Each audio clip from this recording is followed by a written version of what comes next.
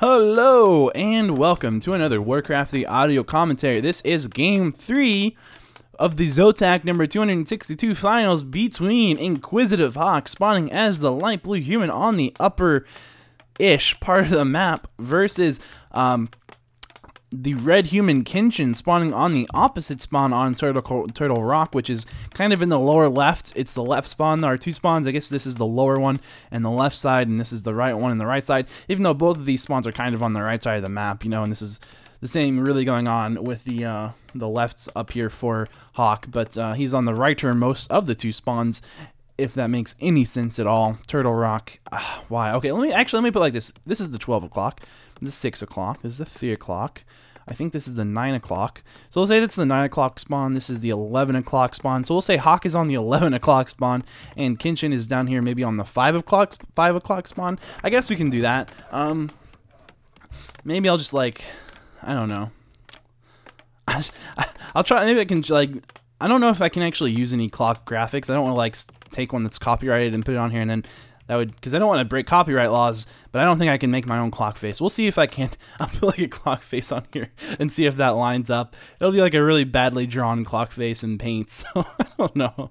We'll see if I'm right about those 5 o'clocks or the 5 o'clock and 11 o'clock, but I think that's right. I use digital watches whenever I use them. I mean, I can read a clock face, but man, it's been a while since I've actually done that. But anyway, we're going to see Kenshin going ahead and creeping out that green with his militia and his footmen. We're going to see over here for HawK creeping out this orange camp. And we're going to see a circlet being picked up for HawK. And now we're going to see Kenshin coming down here to creep this out as well. It looks like we might be seeing the same things being crept by both players, maybe in reverse order. That is a possibility. It looks like HawK is indeed coming straight over here into this little green turtle camp. Over here we're going to have Kenshin just using that scout footman to find out what's going on. HawK using a scout peasant instead of a footman. Are we going to see any expansions in this game? It's a possibility. Of course, here we do see Kenshin with that very fast scout tower, or arcane tower, and HawK actually also going with the fast arcane tower this game, which is something that was different. We have seen normally Kenshin going with the faster towers than HawK, but this time looks like they're going to go about the same speed. However, we do see Kenshin putting up a second tower while HawK is feeling comfortable with just one. Here we do see it looks like Kenshin coming in here trying to stop this giant sea turtle creep, which gives you a really nice consumable item, and instead he's going to come up here and try to chase down these militia, which will be really nice if he can stop this expansion. It looks like HawK is actually going to be able to just kind of chill out right there and bide his time. We'll see and wait if Kenshin actually tries to run into his base and then come in here, and that's kind of what's going to happen. Kenshin tried to go in, and then HawK came in as he tried to go in to catch him in a bad position without actually losing anything, which was really nice. Really nicely done by HawK. Good strategical prowess there. And now Kenshin is going to be backing off. And the question is really, which players are teching? It looks like HawK deciding he's not going to be able to get that expansion off is teching, and Kenshin also teching as well. And it looks like they're teching at pretty much the exact same timings right there. If we look one more time, we can click it and yeah, it looks like they're dead on the exact same tech timings. HawK gonna lose that scout peasant. No, he's not. He's gonna move him into this these turtles who are gonna provide some protection for him. Or maybe he's not. He is going to. Looks like Kenshin decided maybe he won't wake up those creeps if he backs off, and that's exactly what we saw happen. And so Kenshin sent a footman back there to finish it off. Looks like this creep has been woken up by something, and it's gonna not really do anything, but it's going to net that footman. And it's trying to scout if this is being crept by HawK, and this is indeed being crept by HawK, the big level 7 turtle natural expansion creep camp, which he is now going to be able to take this without pretty much any chance of this being stolen. I mean, you can technically steal it with a footman, but it's going to be really hard, and it looks like it's not going to be able to steal it. Level 3 being picked up by HawK, as well as a Scroll of the Beast, a really nice item to have. And over here we're going to see it looks like Kenshin is down here creeping a orange camp to get level 3 instead of not taking a turtle one, but taking one of the side ogre and troll camps, which doesn't give you nearly as good of an item, but it does go ahead and give him a Cloak of Shadows, which I'm expecting to see him sell, because, or no, the Cloak of Shadows came from this, and I think he got the Gloves of Haste from that orange camp. I expect him to sell the Cloak of Shadows, but it looks like he's not going to do that. He had a chance to, and he said, no, I'm just going to run straight over to Kenshin HawK's base. Maybe it's an issue of timing, though. But we have seen the Cloak of Shadows being used effectively in Human Mirror before. But at any rate, what we're going to see this time, it looks like HawK is down here just harassing away this base, and of course Kenshin doing a really nice job of not really losing too much. I think he lost 1 unit there, and I'm not sure if that was who lost that unit, but that was a footman that we just saw die from HawK. And over here for Kenshin, we're going to see him actually picking off a peasant dying right there, and that shop being taken down as well, using those 2 footmen in the base really nicely. And perhaps there was a shop here. I'm not sure. I don't think there was a shop. I don't think Kenshin put up a shop, so I don't think he is behind in that matter, in that regard. But we do see Kenshin picking up a shop, a peasant, as well as a farm. And these units back here are not mining wood while that was going on. We do see it looks like a Mountain King on its way up, and an Arcane Sanctum being thrown down. And it looks like Panda coming out for second hero of Kenshin, and HawK, of course, going with the Mountain King. And let's see, this army from Kenshin is going to be able to do something here, but I'm not sure what's going to happen. It looks like perhaps Kenshin going to avoid a confrontation with HawK, though he could easily win this fight should he take it. His issue is that perhaps if he can win that fight, why not come over here and do more damage to the base? That's a good idea. I would think, although you'd have to then contend with the tower as well as militia, you can probably do more damage to HawK that way.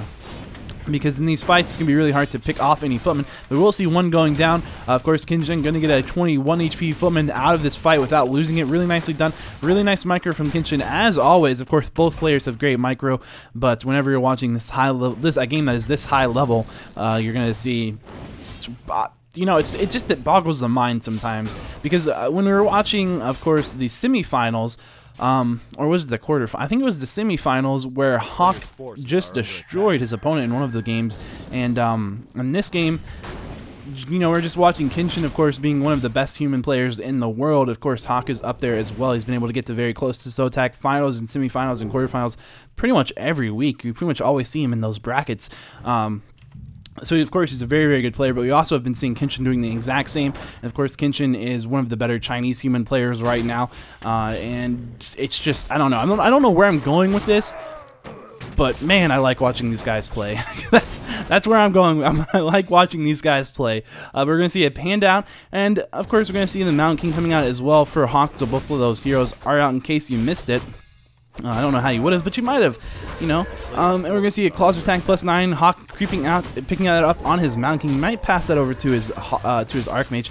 Would be a good idea. Yes, indeed, going to go ahead and do that, of course. And the reason for that is because the Archmage, it has a ranged attack, which means it gets to attack a lot longer. Going to go ahead and actually sell a Scroll of Beast, which is a little bit odd. That's 25% damage to all of your units, but I guess it would probably just end up being dispelled. So there's that. I guess there's that. Of course, you could always fight against the Building Harass if you wanted to do that, going to a base and kill a bunch of militia. But again, you know, whatever. It's not a big deal to sell it. It's 200 gold, and I guess that's probably worth it more to him than whatever damage you could do with it otherwise. You're going to see it looks like Kenshin going to have his Panda bolted and surrounded. However, is he going to be able to break this around? Perhaps not. Perhaps he will. He was going to break it, but a healing scroll used by HawK is going to keep him stuck in this round. He's going to get ahead a TP pass to his Panda. That's going to be really nicely done by HawK. Going to force the TP. And going to go ahead and be able to finish off this creep without any problem. Will he lose any of these footmen? One footman goes down to a creep. That's unfortunate. The creep aggro of these turtles can be really odd sometimes. Just really hard to get away. Of course, if you attack any level 5 or over creep, it'll target whatever is I think 200 HP, 250 HP. It's something like that. It'll always auto-target whatever the lowest HP unit is that is in its attack range. You're going to see Kenshin running in here to finish this off, and it looks like actually Kenshin, to finish this off, well, it looks like he actually did get to experience that, but like Panda again bolted and taking a lot of damage. Going to run away. He does have a healing potion and a boost of speed, so he might not have to use that healing potion. If he doesn't have to, he won't want to, but he's going to go ahead and use that after baiting these footmen to chase him a little bit, which means both of these footmen are going to go down. Almost certainly we're going to see a priest from Kenshin going to get bolted and go down as well. I'm surprised these footmen have not been picked off from HawK. Very surprised by that, but either way, it looks like Kenshin is now power building an expansion, and he's saying, you know what, I think I can take this. Would you see a bunch of militia coming in here from HawK, trying to stop this, and again, going to bolt on that Panda. Panda does have a potion of greater mana, and he's going to try to take out HawK's Archmage. If you can, it's doing a lot of damage to that Archmage. Of course, in the Mountain King as well. We're going to see another priest getting a bolt on it, and now a breaker is focusing on it. Will he be able to take it out? Not sure. But we're going to see that Breath of Fire being forcing HawK to TP on the Archmage. Very low on HP right there. And there goes the rest of HawK's army as it runs away because it was not in TP range. Of course, these fights can sprawl out across multiple screens sometimes. And now we do see Kenshin with an expansion. Will he be able to hold that expansion long enough for it to pay off? If he can, he will almost certainly win because because with a Panda second, it's going to be really hard for Kenshin or HawK to actually put up an expansion as well. Because a couple of well-praised breaths of fire. No, sorry, a couple of well-placed breaths of fire will, make it so very, very hard to actually keep any peasants alive if they're trying to build and they're all in the same spot on that tower, on that building. Of course, you could stealthily put one up somewhere, and that would be really good to keep him in the game as well. But it looks like this time around he's going to go ahead and try to creep out this red camp, this Ogre Lord creep camp up there on the what is that? 3 o'clock? Like 12, maybe this is a 1 o'clock. Maybe it's the 1:30 position. On the 1:30 o'clock position, I guess. I don't know. Turtle Rock, why are you off axis? But you gotta see that Rune of Healing gonna be saved to the end of the fight, looks like. Until that Mountain King at least is closer. Really not needing to worry about it. Goes ahead and uses it, and it's gonna be just fine. It's gonna be just fine. It's gonna be just fine. I'm gonna take a drink of water now.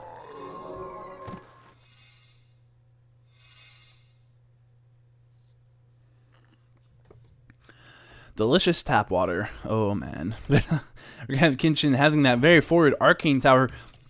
It's a really brilliant position for this arcane tower, because if he goes ahead and repairs it and he places a peasant right there, then nothing can pass through. It's going to be really nice to defend that, in other words, should he ever need to. We do see it looks like HawK was going to go ahead and attack that expansion, bringing in a bunch of militia. Perhaps they were going to try to build, but if they're militia, they're probably going to be HawK, because otherwise you can just run him to peasant right here, no problem. But HawK going to come in here, since there isn't going to be any militia support, but he also knows that Kenshin's army is up there near his base, and it looks like he's going to TP into this fight. And go ahead and try to defend this expansion. Shouldn't be too hard. He does have, of course, the Arcane Tower. The Arcane Tower is going to take a bunch of damage, and that's going to be the primary focus target for HawK, because, of course, when you have so much mana units, units that require mana and summons, an Arcane Tower could really be the turning tide of a fight. So Kenshin does not, or HawK does not want to fight there with that Arcane Tower, and it looks like this is going to be the battle for the game, because if HawK wins this fight, then Kenshin is going to be quite far behind. He's going to lose the expansion, but if Kenshin wins this fight, then HawK is going to be quite far behind, and he won't have an expansion. So, but of course, who knows what will happen, but we're going to have to wait and see.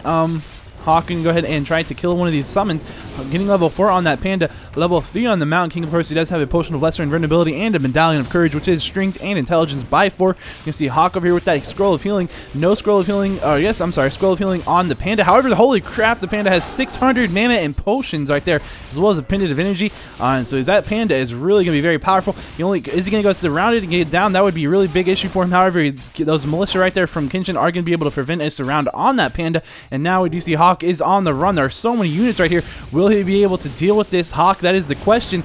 Trying to take out this Panda. This Panda is, of course, the focal point of this battle, because those breaths of fire, once he starts using them, will just be devastating work. He can't really do it to the breakers, so he's just waiting on a better position. But now he's had to use that Potion of Healing, and will he be able to actually do anything with this Panda? He's keeping it in the back right now. And of course, it's healing up its mana with that Brilliant Sword, but again, that has 2 potions of greater mana, and if it needs to, it can use those in this fight. He's trying to wait and see if he needs to use them in this fight, taking out HawK's Mountain King as much as he can, just using a really nice Breath of Fire and Haze onto those priests, and which is going to force them to use a Dispel on themselves to get rid of the haze. And now, of course, going to try to have to heal themselves up, which means they're not healing up the rest of this army. Really nice waiting and patience there by Kenshin. Going to use another Breath of Fire, trying to take out that Mountain King. The Mountain King from HawK goes down. He's at that tavern. He could buy it back potentially if he has enough money.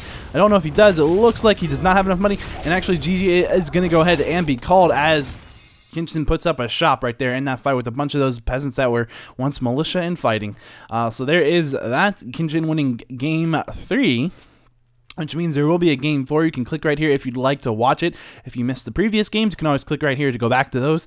And that's going to be the overview screen. This will be the unit screen, the hero score, because that's always good to know, and the resource score. So how much post commentary do I have for that? I don't really know, because in that game it was kind of like, man, I'm kind of surprised Kenshin won, but at the same time I'm not, like, I don't know.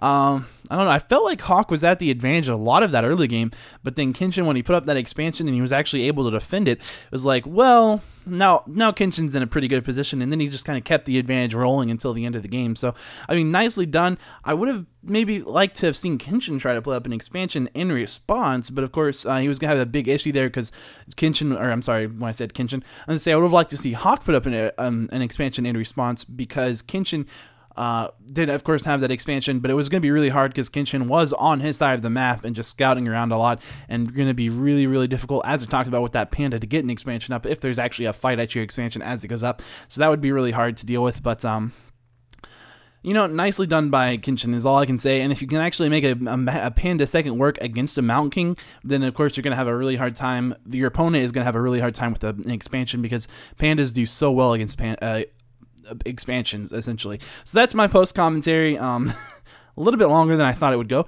but just a really quick rehash. And so I'll see you guys in Game 4. Don't forget, this is the finals of ZOTAC number 262.